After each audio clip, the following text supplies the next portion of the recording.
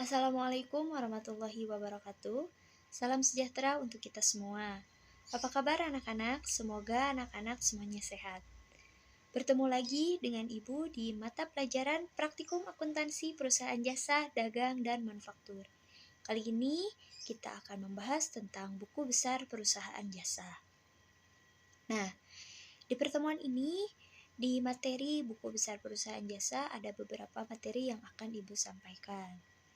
Pertama yaitu pengertian buku besar, kemudian bentuk-bentuk dari buku besar, yang selanjutnya yaitu daftar nama akun atau rekening apa saja yang ada pada perusahaan jasa, pengertian posting, dan tentunya bagaimana cara memposting dari jurnal umum ke buku besar. Nah, sebelum memulai pertemuan hari ini, kita berdoa terlebih dahulu. Berdoa, mulai. Berdoa selesai. Nah, materi yang pertama yaitu pengertian buku besar. Apa sih buku besar itu? Buku besar merupakan buku yang berisi kumpulan-kumpulan dari akun-akun neraca dan akun-akun laba rugi. Akun-akun neraca ini terdiri dari akun kas, akun piutang, dan akun perlengkapan. Sedangkan akun-akun laba rugi terdiri dari beban operasi, beban pemasaran, beban gaji, pendapatan jasa, pendapatan sewa. Nah, kemudian apa aja sih bentuk-bentuk dari buku besar itu? Bentuk-bentuk dari buku besar ada dua, yaitu bentuk skontrol dan juga bentuk stafel. Bentuk skontrol ini biasa disebut juga dengan bentuk horizontal atau bentuk akun T. Disebut dengan bentuk akun T karena memang bentuknya seperti huruf T. Sedangkan bentuk lainnya yaitu bentuk stafel atau biasa disebut juga dengan bentuk vertikal atau balance column account. Nah, perbedaan dari bentuk akun stafel dan bentuk akun skontrol itu bisa anak-anak lihat di gambar yang Ibu tampilkan ini. Nah, bisa dilihat kan, di bentuk akun skontrol ini, karena memang bentuknya seperti huruf T, maka bentuknya pun seperti huruf T dan hanya terdiri dari bagian debit dan kreditnya saja. Dan di atasnya bisa anak-anak tuliskan ini termasuk buku besar di apa? Misal, akunnya akun kas. Maka dalam tulisan nama akun ini, teman-teman bisa ganti menjadi akun kas. Nah, selanjutnya di bentuk stafel, karena memang disebutnya juga balance column account, maka bentuknya pun seperti kolom gitu ya, seperti tabel, dibentuk seperti tabel, di mana tabelnya itu terdiri dari tanggal, keterangan, referensi, debit, kredit, dan kolom saldo. Nah, di kolom saldo ini pun ada debit dan kreditnya juga. Misal, nanti teman-teman memindahkan dari jurnal umum ke buku besar pada akun kas. Nah, karena misalnya yang kas itu dimasukkannya ke debit, maka teman-teman sesuaikan nanti di kolom debit atau kreditnya. Selanjutnya, daftar nama akun atau rekening apa saja yang ada pada perusahaan jasa. Pada buku besar perusahaan jasa, nama-nama akun beserta nomor kode akun itu disusun berdasarkan dengan daftar nama-nama akun yang telah ditentukan sebelumnya. Nah, disebut juga dengan chart of account. Nah, yang kedua yaitu kelompok kewajiban, di mana kelompok kewajiban ini pun sama seperti kelompok aset, dibagi menjadi dua, ada kewajiban lancar dan juga kewajiban tidak lancar. Nah, kewajiban lancar ini terdiri dari utang usaha, utang gaji, dan juga utang bunga.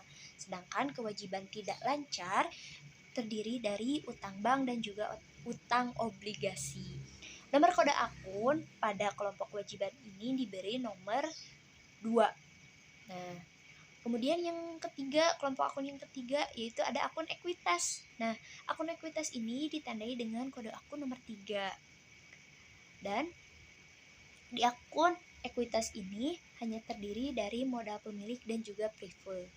Di akun yang keempat yaitu kelompok pendapatan, di mana kelompok ini ditandai dengan kode nomor 4. dan terdiri dari pendapatan jasa dan juga pendapatan sewa. Terakhir yaitu kelompok 5, yaitu kelompok beban, di mana kelompok beban ini dibagi menjadi ada beban telepon, beban gaji, beban asuransi, beban iklan. Nah, kelompok beban ini dinomori dengan kode akun nomor 5. Lalu bagaimana sih cara membuat kode akun pada nama akun selanjutnya? Nah, contohnya yaitu pada akun aset, karena akun aset itu kan dibagi menjadi 2, ada aset lancar dan aset tidak lancar. Nah, semisal kas itu kan termasuk ke akun aset lancar. Nah, maka pada penulisan kode nomor akunnya, akun kas itu termasuk pada kode akun dengan nomor 101. Kenapa 101? Karena yang satu itu menunjukkan bahwa dia termasuk pada akun aset. Nah, yang 01-nya itu dia termasuk pada aset lancar yang ditulis pertama gitu. Jadi nanti ke depannya berapapun atau apapun nama akunnya, teman-teman bisa sesuaikan di kode akunnya. Tapi biasanya ya, kas itu di nomor 1 dan piutang itu di nomor 2, karena piutang juga itu masuk pada akun aset.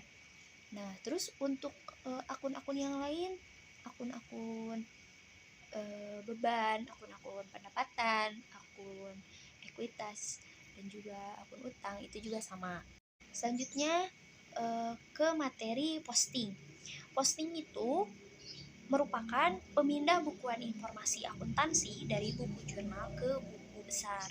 Jadi prosedurnya itu dilakukan dalam rangka untuk mendapatkan gambaran pengaruh transaksi terhadap setiap akun aset, kewajiban maupun ekuitas. Pada setiap akhir periode, jumlah saldo setiap akun akan diringkas untuk penyusunan neraca saldo dan laporan keuangan. Jadi, kenapa dilakukan posting? Karena posting itu dilakukan untuk mengetahui saldo di setiap akunnya gitu. Jadi dari data-data yang di jurnal umum, teman-teman posting ke buku besar, nanti diperoleh saldo akhirnya itu berapa. Misal si kasnya itu ada sekian juta. Nah, nanti tuh teman-teman tuh setelah teman-teman pindahkan dari jurnal umum ke buku besar, nanti bisa memudahkan teman-teman untuk memposting ke neraca saldo, dan nanti terakhir bisa ke laporan keuangan.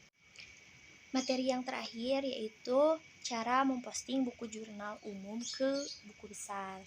Nah, ada 4 langkah yang bisa teman-teman lihat di gambar ini ya. Yang pertama yaitu pindahkan tanggal ayat jurnal di buku jurnal umum ke dalam tanggal akun di buku besar sesuai dengan akun masing-masing. Misal si akun kas. Nah, di jurnal umum kan ada tulisan misalnya kas. Nah, si kas itu teman-teman pindahkan ke buku besar dalam nama akunnya juga sama dengan yang ada di jurnal umum. Karena memang nama akun di jurnal umumnya itu akun kas, maka pindahkan juga ke buku besarnya itu pada akun kas. Misal si tanggalnya itu tanggal 1 Januari, maka ditulis juga di buku besarnya itu 1 Januari. Kemudian langkah yang kedua yaitu pindahkan jumlah debit dan kredit masing-masing ayat jurnal ke masing-masing akun sesuai dengan debit kreditnya.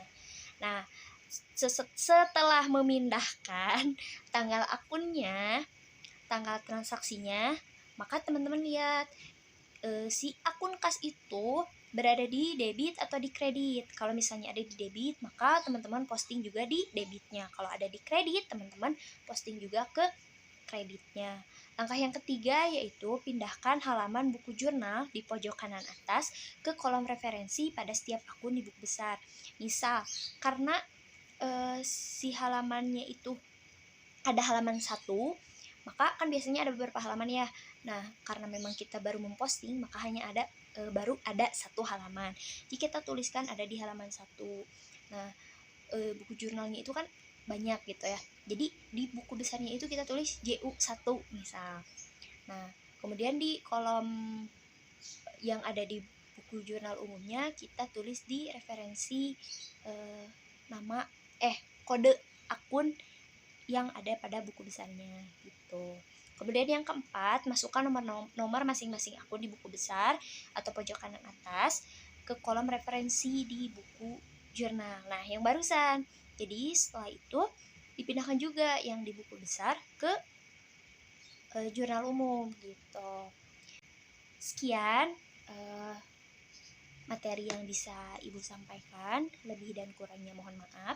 Untuk selanjutnya teman-teman bisa lakukan latihan di rumah. Kemudian teman-teman bisa mencari referensi lain tentang materi buku besar perusahaan jasa ini. Selanjutnya jangan lupa dikerjakan latihan yang ada di buku mata pelajaran yang sudah Ibu bagikan sebelumnya ya. Sekian pembelajaran hari ini. Untuk sebelum mengakhiri pembelajaran hari ini, mari kita berdoa. Berdoa dimulai. Berdoa selesai. Terima kasih atas perhatiannya. Sampai jumpa di pertemuan selanjutnya. Tetap semangat dan patuhi protokol kesehatan agar teman-teman dan keluarga di rumah senantiasa terjaga kesehatannya. Ibu pamit. Assalamualaikum warahmatullahi wabarakatuh.